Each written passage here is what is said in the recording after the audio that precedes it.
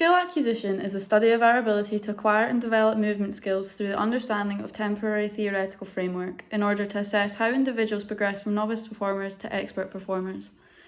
Gross and fine motor skills both use the primary musculature of the body, using the large muscles and the small muscles respectively. A discrete motor skill has a specific start and end point. It is a singular movement. A serial skill is a continuous series of discrete movements. Motor skills are taught through information processing. If we were to think about the human body as a computer, the input or the stimulus is given to the athlete who evaluates the information, makes decisions using this evaluation, then the action or skill is performed, which is the output. The first stage is the brain must decide if a stimulus has been presented, and then, if so, decide what it is. It's a sensory stage. The second stage is the brain deciding what response to make based on environment and in situation. This is a transition stage. The third stage is the brain organising the motor system to make the desired movement.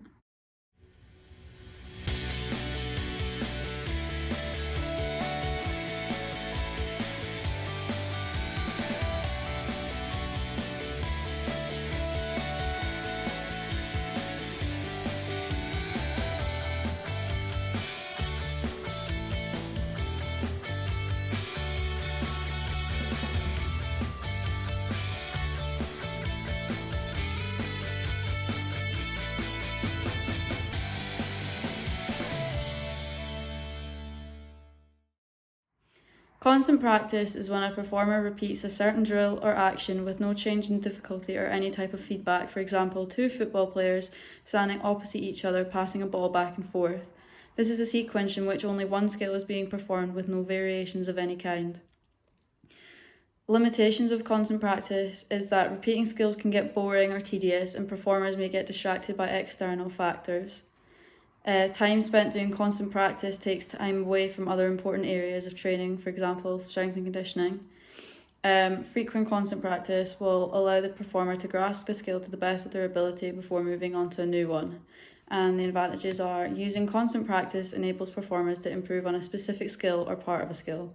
And repeating the skill allows the performers to find a technique that works well for them.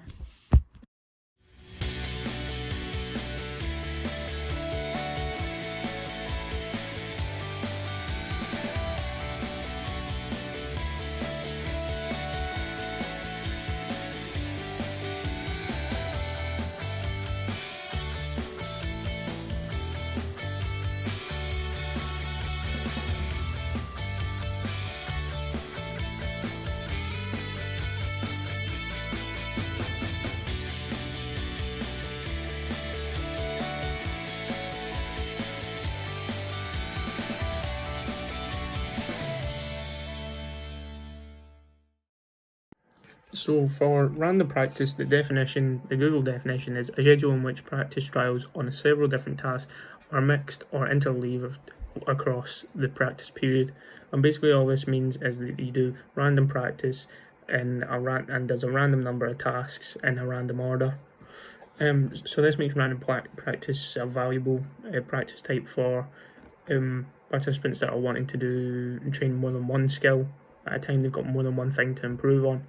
And also in a study that was published by Shape America, random practice was shown to be more effective than block practice in both retention style tasks and error detection capability as well. However, participants are less likely to persist with this practice type as it's more difficult to see quick results, whereas in blocked it's the same thing, so you're going to see results quicker.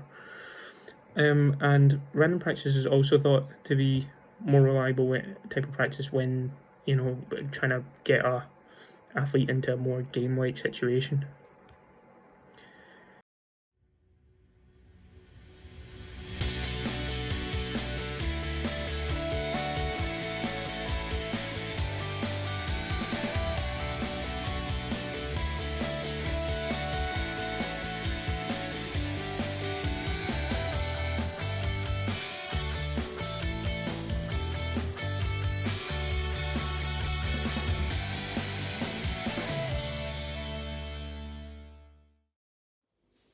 So blocked practice is a schedule in which many drills are on a single task or practice consecutively. In this form of training, there is minimized or non-existent variance, and once the performer has practiced one skill, they then move on to practice another discrete skill in the same way. In comparison, blocked practice is more effective than random practice in the acquisition phase, but is less effective when it comes to the retention period. An advantage of blocked practice is that it allows the performer to concentrate on one particular skill at a time, so that they can refine and correct this skill. So limitations of blocked practice are that a performer can only practice one skill during the training session. So if the performer wants to practice 3 distinctively different skills, then random practice would be more beneficial for this situation. Another limitation is that due to the lack of variance, it can be difficult to maintain mental engagement.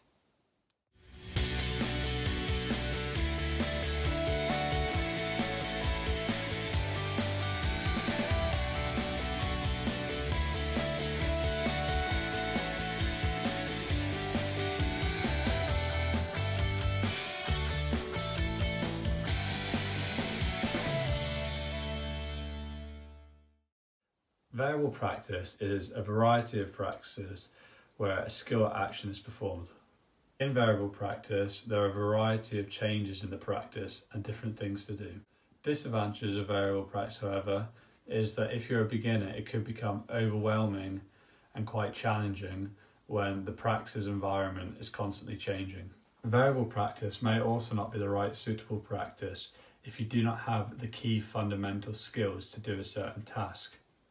As well as that, another disadvantage of variable practice is that if an athlete has one major weakness, then it might be more beneficial if he focuses mainly on that one weakness than changing the environment and practice all the time.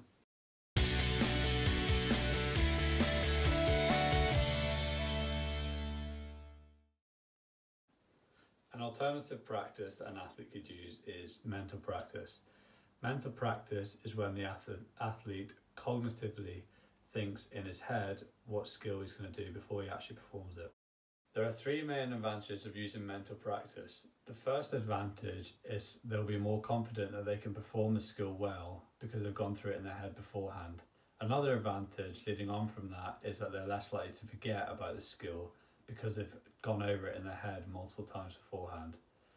Another way mental practice can help an athlete is that it can reduce their anxiety because it takes their mind off the task ahead. The main disadvantage, however, is that if the athlete is rehearsing the wrong sequence or is missing out parts of the sequence, then this could cause a negative effect when doing the skill.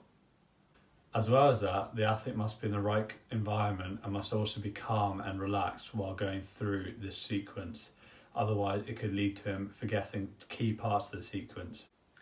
A coach may suggest for an athlete to use this practice when an athlete gets easily very nervous and anxious, or if he commonly forgets part of his skill.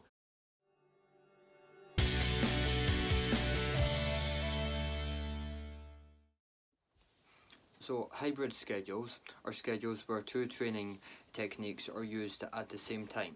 For example, if a performer did strength training alongside endurance training. So advantages to hybrid schedules are that they exercise a greater variety of muscle groups in a shorter period of time, so they are more efficient than normal training schedules, and they also prevent overloading a specific muscle group. Hybrid schedules also help to add a variety to a performer's training, which helps to ensure the performer doesn't plateau.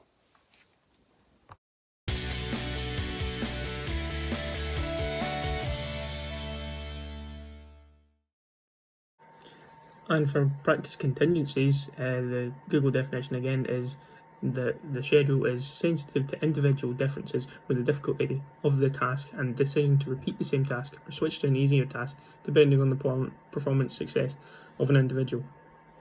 So basically, all this means is that, if the task is too difficult for a certain group of people that you're teaching, then the difficulty of the task will be dropped so that the whole group can go back down to an easier skill.